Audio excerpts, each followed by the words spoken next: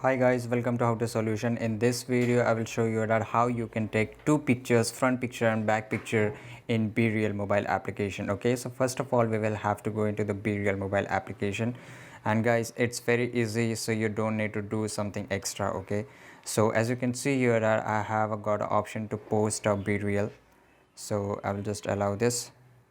Okay, so whenever I try to click a picture, you will see that automatically it will take the front picture. Okay, so and after that you can send it to your friends, and after that just send it there to them, and if you want you can add some captions. Okay, and it will take some few seconds to upload your photo and automatically. So this is easy guys. So whenever you want to try to click a picture, so it will take the picture on the both side at once. Okay, so you don't need to do anything extra changes or any settings. Okay, so this is very easy.